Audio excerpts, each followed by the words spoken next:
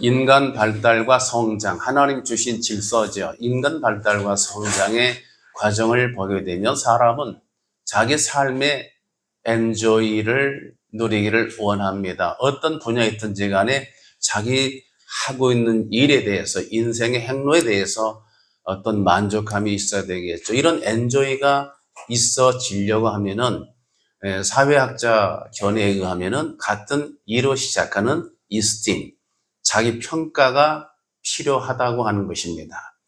자기 자신의 일, 자신의 가정, 가족, 또 자기 자신의 앞으로의 장래, 이런 모든 것에 대해서 정당한 자기 평가가 주어질 때에 비로소 엔조이가 가능해지게 되죠. 이런 면에서 사람들이 살아가는 동안에 어느 정도의 어떤 연한 또는 인생의 행로에 도달하게 되면 사람들은 대부분이 내가 살아온 인생이 잘 살았나, 또 나는 어떠한 사람인가를 알고 싶어 합니다. 이런 면에서 오늘 본문의 다윗은 자신의 인생의 중년을 맞이해서 내가 어떻게 살았는지 나에 대한 평가를 해볼 만한 그런 연령대가 됐습니다. 보통 다윗은 사무엘 선지자에게 기름 부음 받은 사건, 사무엘상 16장에 나와 있는 그 사건, 정확히 나이는 기록되어 있지 않지만 성경학자들의 견해에 의하면은 이때가 10대 중반으로 추정하고 있습니다.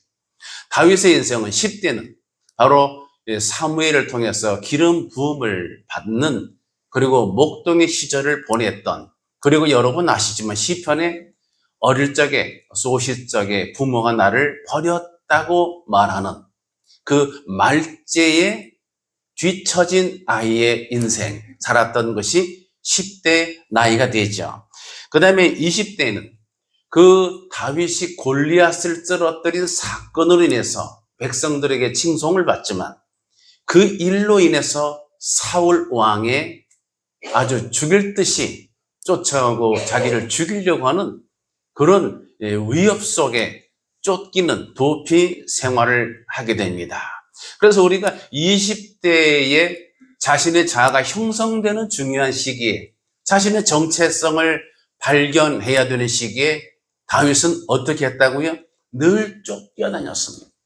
늘 쫓겨다니고 죽음에 대한 위협, 불안, 또 버림받은 그런 소외감을 느끼며 살았습니다. 나중에 이런 경험은 아둘람 공동체, 정말 속이 상한 자, 원통한 자, 빚진 자, 이런 자들이 다윗의 곁에 모여들 수 있는 그런 그릇이나 역량의 기초가 됐습니다. 그 다음에 30대에는 헤브론에서 사울왕이 죽고 나서 그의 30세 유다 족속의 왕이 됐죠. 그 다음에 40대에는 통일된 이스라엘의 왕이 됐습니다. 그리고 전쟁마다 승리를 했습니다. 그렇다면 이런 시기에 다윗은 자신의 인생을 돌이켜 볼 때에 내가 적어도 이만큼은 잘 살았네.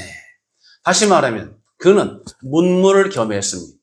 시와 기도와 찬양의 조예가 깊었습니다. 전쟁 승리했습니다. 그래서 다윗은 이모로 보나 저모로 보나 어느 면에서 보거나 내 자신을 돌이켜 볼 때에 여러 가지 우월감이나 또는 자만에 가까운 자부심을 가질 법했습니다. 그러나 그는 그렇게 하지를 않았습니다. 그런 연령대, 그런 중년에 인생의 성취를 가장 많이 한 그런 인생의 시기에 와 있음에도 불구하고 다윗은 하나님 앞에 늘 어린아이와 같은 그런 위치를 잃지를 아니했습니다.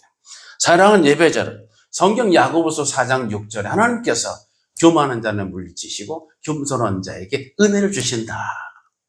이 말씀이 사실적으로 실제적으로 부합된 그런 신앙인의 면모를 보여준 인물이 다윗입니다.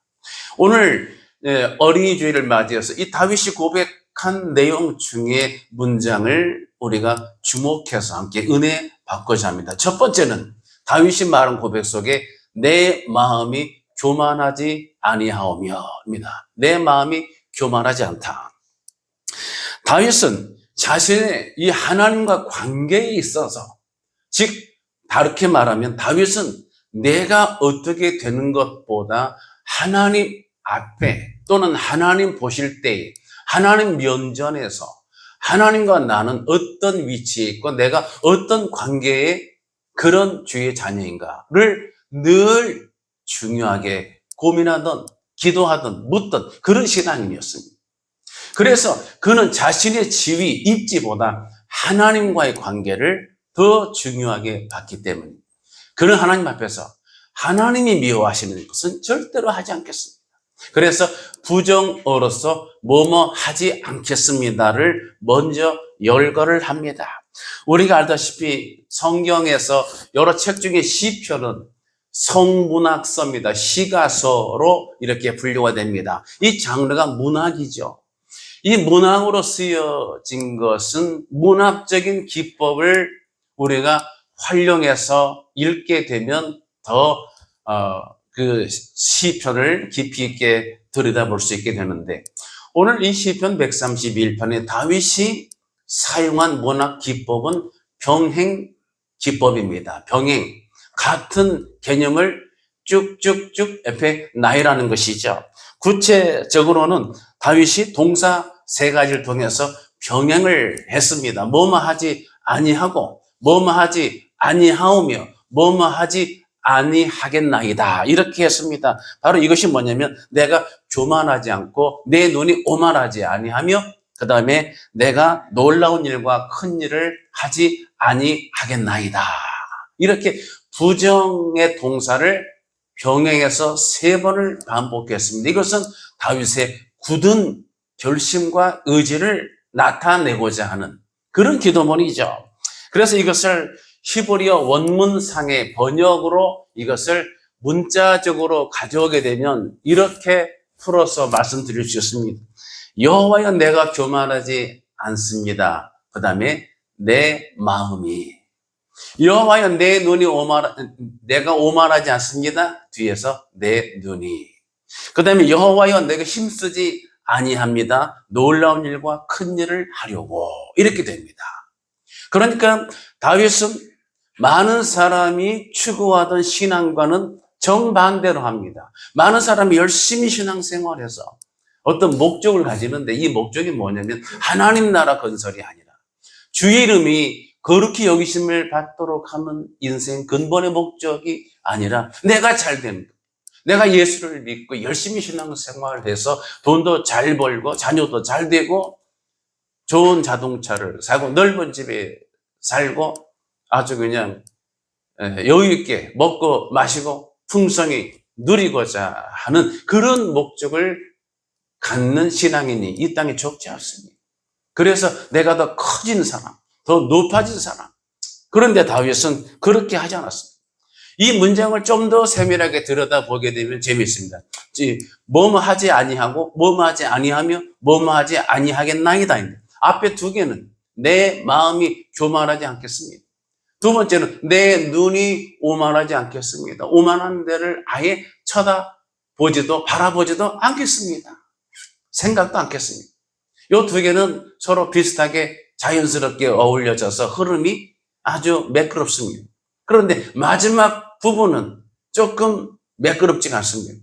갑자기 생뚱맞게 내가 큰 일을 하려고 하지 않겠습니다. 자, 이 부분이 이제 문제입니다. 내가 큰 일과 감당치 못할 그런 놀라운 일을 하려고 하지 않겠습니다. 자, 우리가 알던 신앙의 패턴과 조금 다르죠. 여러분, 이 말씀 들을 때도 조금 이것이 맞는 건가 하고 이렇게 걸림돌, 이런 의문점이 생길 수가 있습니다. 자, 그렇다면 성경에서 하나님께서 요구하시는 신앙, 정말 우리가 취해야 될 하나님의 백성된 입장에서 신앙의 자세가 무엇이냐? 큰 것을 우리가 구하는 것이 성경적이냐? 작은 것을 바라보고 구하는 게 성경적이냐?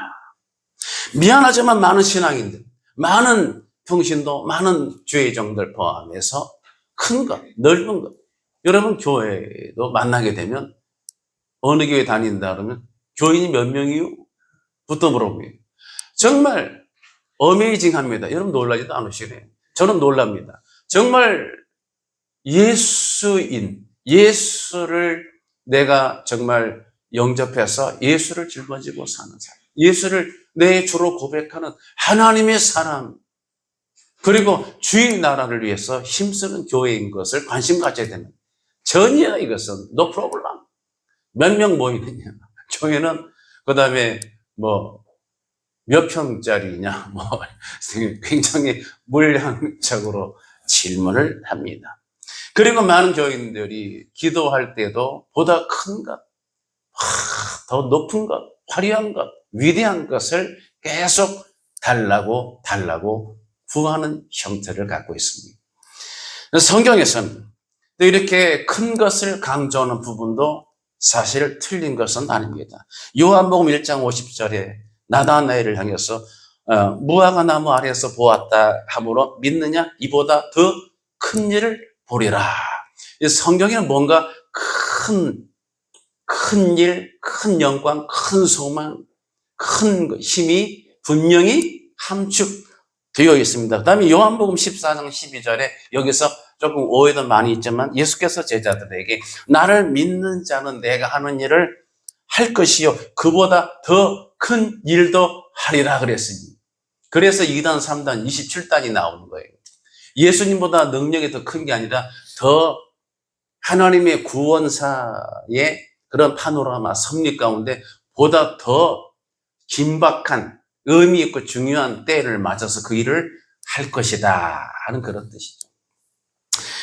그 다음에 시편 81편 10절에 여러분 잘 아시는 내 입을 크게 열라 내가 채우리라.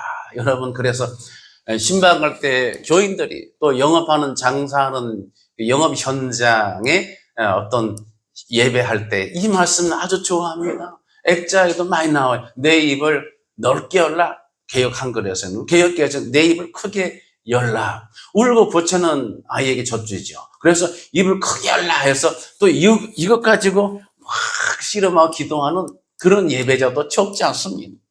그런데 정말 성경이 이렇게 큰 것을 구하는 것을 권하고 있는가? 정답은 그렇지 않다 합니다. 한마디로 말하면 정리하자면 하나님은 크고 위대하시고 사람은 작고 약하다. 이게 정답입니다. 실제로 성경을 보게 되면 하나님은 크시죠. 시편 76편 1절에 하나님은 유다에 알려지셨습니다. 그 이름이 아예 이름과 그분의 인격과 동등이죠. 이름. 여러분 전쟁할 때도 누구의 이름으로 오느냐? 이게 중요한 거 아니겠습니까? 그래서 우리는 만군의 주 여호와 이름으로 익숙하죠. 소년 다윗이 작고 약한 소년이었지만 무슨 이름으로요? 만군의 주, 전쟁의 하나님이에요. 만군대, 군의 만군의 주 여호와 하나님의 이름으로 내게 가노라. 그래서 결과는 뭐예요? 100% 비디오를 보는 것 같은 거죠. 100% 승리하는 거죠. 만군의 주 여호와 위대하고 크신 이름으로 갔잖아요. 그래서 시편 76편 1절에 그의 이름이 이스라엘의 크도다 그랬습니다. 우리는 크신 하나님을 힘으로 삼고 경외하는 주의 자녀들이잖아요. 그 다음에 시편 95편 3절에 여호와는 크신 하나님이시여 이렇게 되어 있습니다. 그러나 인간은 저와 여러분은 그렇지가 않다고 하는 게 성경의 가르침이에요. 성경 시편 103편 14절 15절 보게 되면 이는 그가 우리의 체질을 아시며 이것부터가 깊숙이 들어오는 말씀이에요. 우리를 적당하게 그 사람 어디 사는지 알아. 혈액형이 뭔지 알아. 네 집 아들인지 알아. 이런 정도가 아니라 우리의 체질, 내 속에서부터 이 폐부 속에서부터 아신 바 되었습니다. 우리의 체질을 아시며 그 다음에 체질을 아시는 그분이 우리가 단지 먼지뿐임을, 그러니까 개역 한글 성경에는 진토인 것을 기억하신다고 기록하고 있습니다. 우리가 뭐라고요? 진토라고 하는 거예요. 본디 티끌먼지. 정말로 볼품없는 티끌먼지. 토기장이가 토기를 만들었다가 마음에 안 들면 부서뜨린 망치로 탁 깨서 그냥 폐품 처리 다 부셔서 그냥 과감한 가차없이 버립니다. 이렇게 버려도 아무런 항변도 할 근거나 자격이 주어져 있지 않은 그런 먼지 티끌에 지나지 않다고 하는 이것을 누가 한다고요? 크신 하나님이 기억하시고 아신다고 하는 겁니다. 그래서 성경 하나님께서는 크신 일을 이루지만 우리는 그 크신 하나님이 크신 일을 어떻게 하시냐면 예레미야 33장 2절을 보게 됩니다. 일을 행하시는 여호와, 일을 지으시고 성취하시는 여호와 하나님이 하시는 것이 큰 일입니다. 우리는 그 하나님이 맡기신, 위임하신 또는 허락하신 줄로 재어준 반경 구역에 내가 감사함으로 아름답다고 고백하며 충성으로 사는 것이 우리 자녀들의 마땅한 삶의 본분이라고 하는 거예요. 그래서 성경에는 우리가 그날 인생의 그날이 풀과 같으며 그 영화가 들의 꽃과 같도다라고 기록하고 있는 것입니다. 사랑하는 예배자, 그래서 인간은 아무리 위대하고 큰 일을 한 사람, 여러분 정치인들도 보게 되면 여야 떠나서 양보를 크게 잘하고 큰 선택을 위해서 질 수도 있고 패배도 하고 양보도 하는 정치인을 평론가들은 큰 인물이라고 합니다. 저분은 참 큰 정치인이다 이렇게 말합니다. 그리고 인류 역사상에는 크고 위대한 위인들이 실제로 많이 소개되고 있습니다. 입에서 오르내리죠. 여러 인물, 전쟁사에서, 철학계에서 많이 있습니다. 그러나 이렇게 말씀드릴 수 있습니다. 아무리 인간사에서 큰 일을 했어도 하나님 앞에서는 작은 일에 지나지 않습니다. 하나님이 반면에 하신 작은 일은 어떠한 일이 작다 하더라도 인간에게 그것은 이보다 더 큰 일은 없다고 하는 것입니다. 이걸 뭐라고 그래요? 패러독스, 역설이라고 하는 거예요.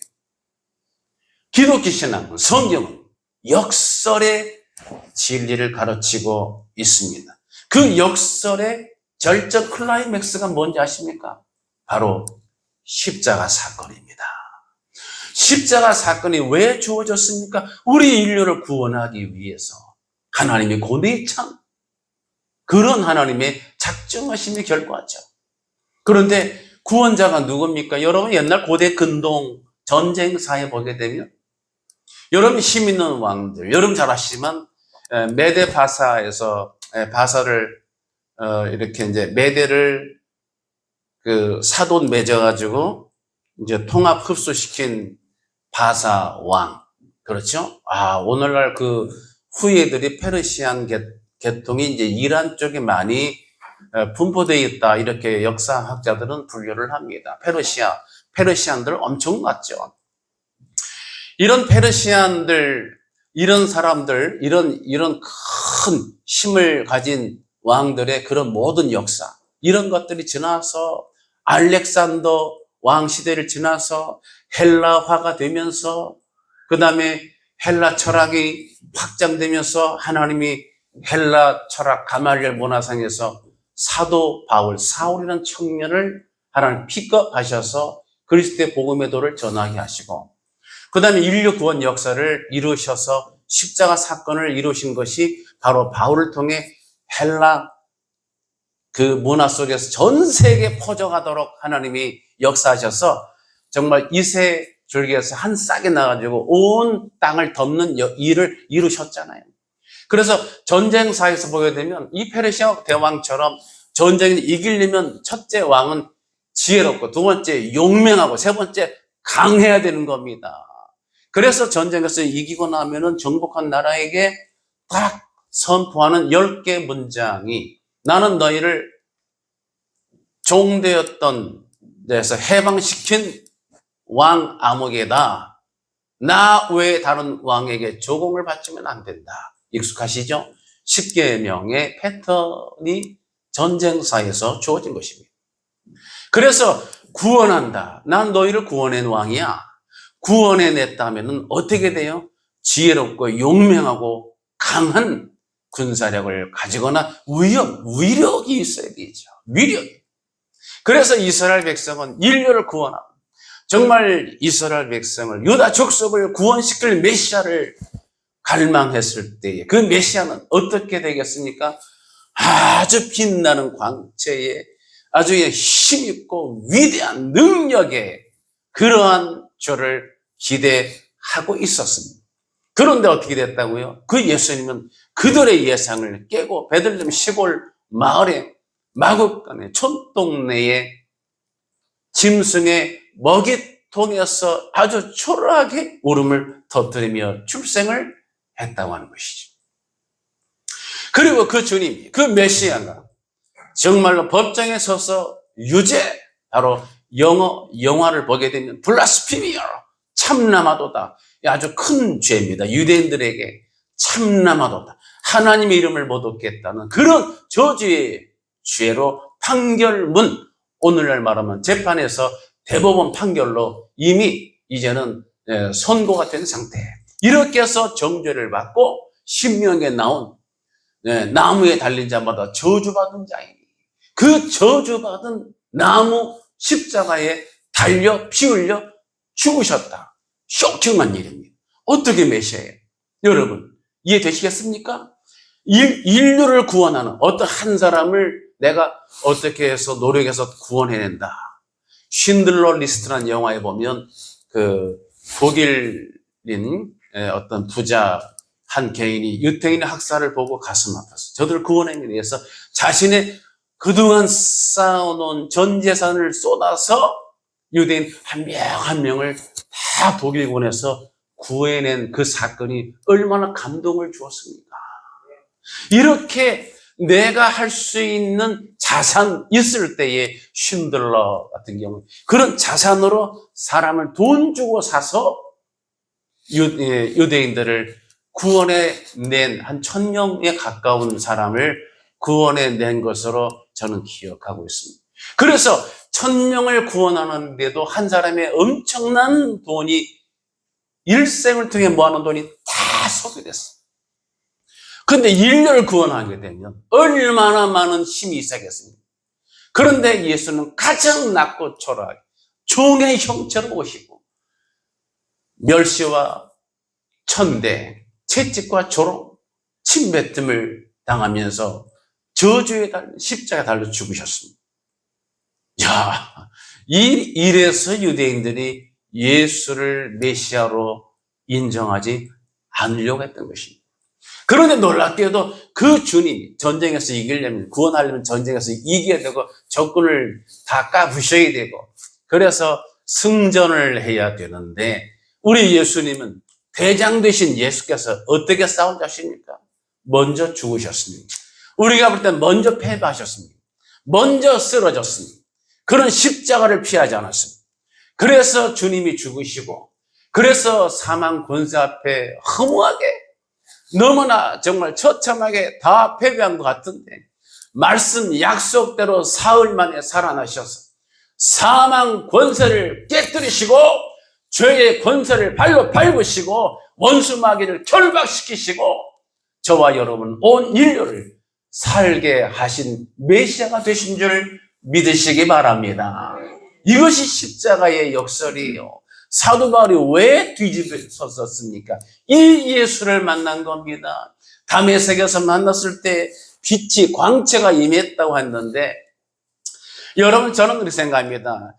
빛 광채 밝은 오늘 말하면 럭시 무슨 얼마 정도의 밝기로 빛을 쬐었기에 변했을까라고 물을지 모르지만 천만에 거기에는 밝기의 정도가 문제가 아니에요. 예수를 만난 순간에 여러분 강아지가 정말 동네 호랑이 내려오면은 강아지들이 막 오줌을 싸고 오금을 저리고 벌써 그냥 지려서 그냥 겁에 질려서 막 어쩔 줄 모르잖아요. 순간적으로. 이건 말이 필요 없죠. 0대 0으로 하나님을 뵙게 되면 이것은 서론, 본론, 결론 설명을 잘 들어가 아니라 뵙는 순간에 이 쫙 속에 다 들어가 있어요. 그냥 내 태어나면서부터 내 출생부터 내 죄악에서부터 그냥 모든 게 순간 쫙 말이 필요 없어요. 그래서 예수 그리스도를 만날 때 베드로는 나를 떠나소서 주인께서이다. 이해 되시겠습니까? 여기서 무슨 사형리를 가르치고 여기서 무슨 구약을 가르치고 네가 죄야. 왜 죄냐면 내가 증명해 볼게. 무슨 과정이 있었어요? 아니에요. 아닙니다, 여러분. 0대 0으로 하나님 뵙게 되는 순간에 쫙 드러나게 됩니다. 사도 바울이 그래서 깨진 거예요. 사랑하는 예배자, 그러므로 하나님께서는 역설의 질을 주셔서 이 땅에 많고 많은 사람이 있지만 누구를 들어 쓰시냐면 여러분 이제는 이해하실 거예요. 강한 자, 지혜로운 자, 가진 자 많이 있지만 다 찻뛰고 퍼뛰고 빼가지고 누굴 쓰냐면 지지리도 못난 배우지도 못하고 베드로와 12 제자들 다 가방 끊이지 않고 가진 것도 없고 주제 파악 못하고 또 옛날 성질도 그대로 가지고 있고 베드로도 실수 많이 했어요. 그러니까 인격이 잘 고양이 되어 있고 품행이 방정 맞고 저는 옛날에 방정하고 방정 맞고 헷갈려서 왜 저런 방정하고 젊지 않고 그런 거 없어요. 실수 많이 하고 그냥 욕심의 욕구 그대로 가지고 있고 넘어지고 깨지고 남 비교하고 그런 무리들, 쉽게 말하면 미련한 자, 그 다음에 약한 자, 그 다음에 없는 것들을 택하셔서 지혜로운 자를 부끄럽게 하시고 강한 자를 부끄럽게 하시고 있는 것들을 폐하려 하시는 역설의 하나님이시죠. 그래서 여러분 신앙 생활을 하게 되면 질문이 바뀌어져야 됩니다. 정말 교회를 물어보면 교회가 몇 명 모이느냐, 평수가 몇 평이냐 아니라 정말 작은 자, 가난한 자, 없는 자, 약한 자들을 품는 교회인지 그런 자들이 정말 편안히 예배할 수 있는 교회인지를 이것을 관심을 가져야죠. 그렇게 돼야 될 줄로 믿습니다. 그래서 오늘 다윗은 이렇게 교만한 것, 오만한 것, 그 다음에 큰 일을 감당치 못할 이 주제를 벌써 알고 있어요. 이런 놀라운 일, 큰 것을 구하는 것. 보통 우리 신앙인 예배자도 기도할 때에 내 가정 하나, 내 인생 하나, 내 혈기, 감정 하나 다루지 못하면서 무슨 기도하냐면 제가 조금 놀랄 때가 있는데 열방을 기도합니다. 열방을. 열받아 진짜. 열방을 막 얘기하는데 본인은 조차도 못 다스려. 이 본인 말도 못 주어. 이거 죄송합니다. 열방도 관심 가져야 되는. 너무 감당치 못할 큰 것, 막 그냥 이렇게 하면 이게 최고인지 알지만 하나님, 크신 하나님 배우게 되면 더 하나님이 내가 어떤 존재인지를 알게 되는 거예요. 그래서 크고 감당치 못할 놀라운 일을 구하지 않겠습니다라고 말하는 겁니다. 스스로 어린아이 되는 겁니다.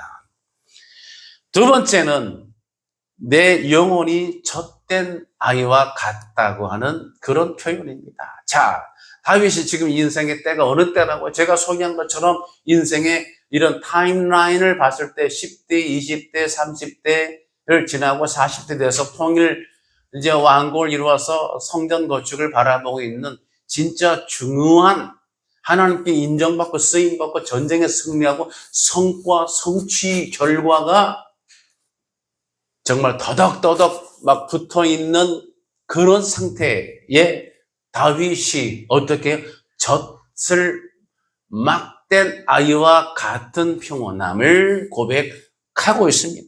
사랑하는 예배자, 이 다윗은 시편 즉 시인입니다. 여러분 시를 쓰는 사람. 그래서 문학적인 기법, 젖을 땐 아이처럼 젖을 땐 아이와 같도다. 굉장히 문학적인 멋있는 표현이에요.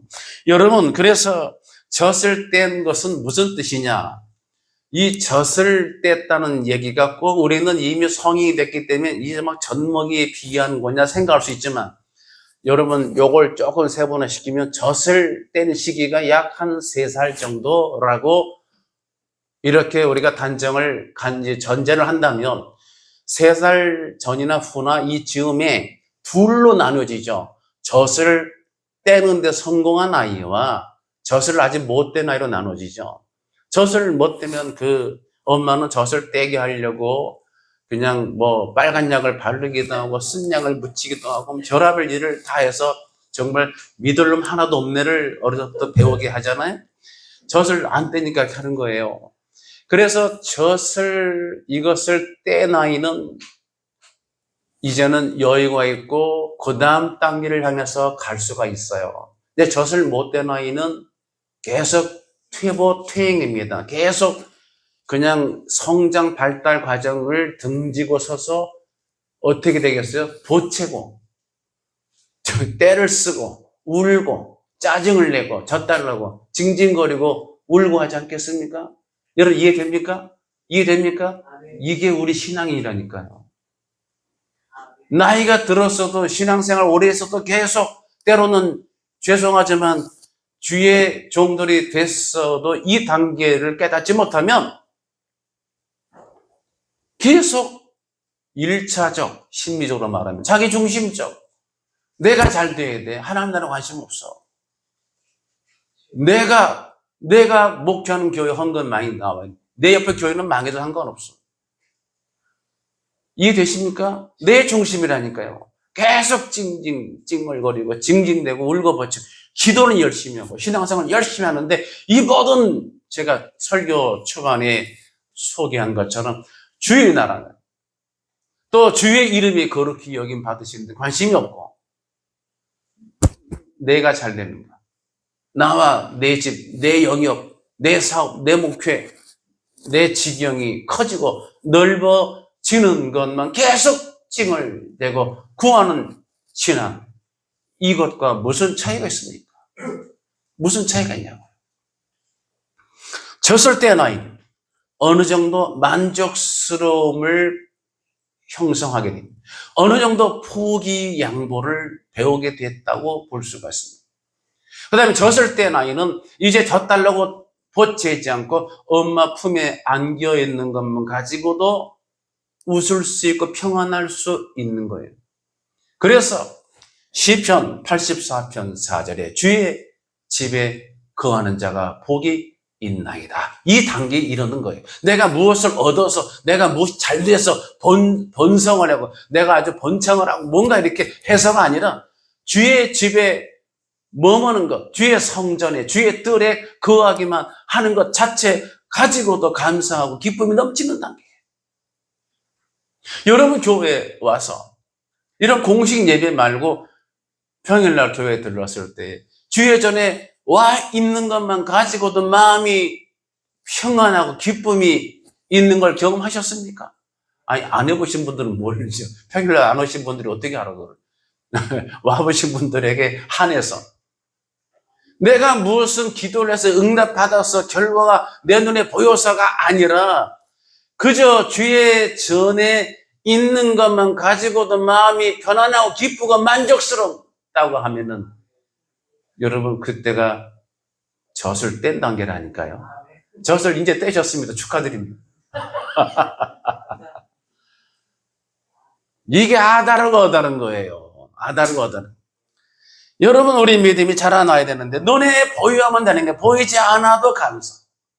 내가 구했지만 응답이 더디 이루어져도, 눈에 보이지 않아도, 손에 쥐어지지 않아도 그분을 신뢰하는 데서 오는 그 만족한 평안. 그래서 성령의 9가지 열매에서 사랑과 희락과 화평, 사랑이 모든 나머지 8개를 덮는 거지만, 사랑 다음에 희락인데 그 희락이 조이풀리스가 내적 고요함, 평안함에서 나오는 그런 평정 상태의 성질의 것입니다. 막 뭐 이렇게 희희낙낙하는 휘락이 아니라 이 속에서 내적 고요함에서 우러나오는 평안함의 기쁨이에요. 이것이 가능해진 단계. 그러니까 다윗은 자 보세요. 첫 번째 자기를 확 낮췄습니다. 이렇게 왕이 되고 이렇게 성취를 많이 했는 내가 큰 것 놀라운 일 감당치 못할 일을 나는 이것을 구하는 그런 강 큰 어른 되지 않겠습니다 하는 해석이. 그 다음에 두 번째는 젖을 뗀 아이와 같이 평안합니다. 놀랍습니다, 여러분. 이런 신앙. 그래서 여러분, 신명기 33장 27절에 영원하신 하나님이 내 처소가 되나니 그의 영원하신 팔이 내 아래에 있도다. 여러분, 영원하신 팔이 아래에서 나를 받쳐주고 있는 거죠. 이 놀라운 평안함, 이 은혜가 얼마나 귀하냐 이 말이에요. 내가 어떻게 하다 보니까 뭐 이렇게 보험이나 세금을 더 들어가지고 가끔 반환금 들어올 때, 청구 들어온다고 할 때 만약에 청구 더 돼서 20만 원 들어왔다. 얼마나 기뻐요? 예? 그때는 막 입이 20만 원 공돈 생겼네? 이런. 그런데 영원하신 팔이 내 아래에 있도다. 이 즐거움에 이 유효한 영원한 이 귀한 가치의 이 감사 기쁨 이것을 왜 보지 못하느냐 말이에요. 누가 봐요? 젖을 뗀 아이로 고백할 줄 아는 그런 신앙인이 그것을 느끼고 알고 감사하게 되는 겁니다.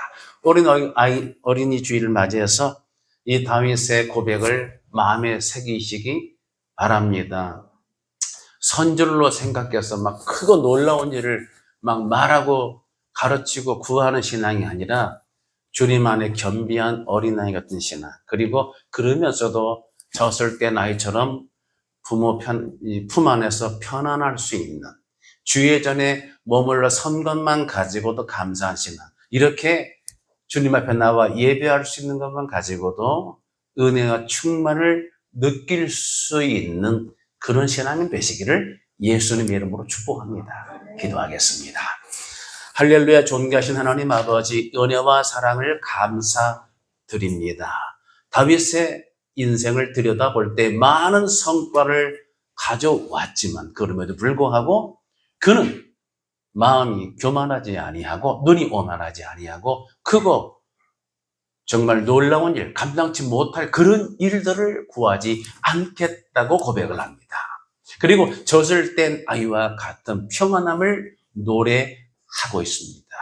이 단계 신앙, 이 신앙에 주는 깊은 은혜의 기쁨을 날마다 받아 누리는 신실한 예배자 되게 하옵소서.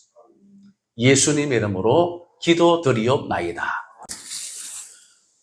우리를 죄에서 구원하신 우리 구주 예수 그리스도의 귀하신 은혜와 하나님 아버지의 극진하신 사랑과 성령님의 감동, 감화, 인도, 교제하심이 오늘 주 앞에 나와 예배하는 모든 예배자들 머리 위에와 교회와 예배와 주의 날을 위해 수고하고 헌신하며 애쓰는 수고한 손길들 위에와 저들의 가정과 일터 직장 위에 기도 제목 위에 자녀들의 진로와 비전 위에 그리고 나라와 민족 위에 함께 있을지어다. 아멘.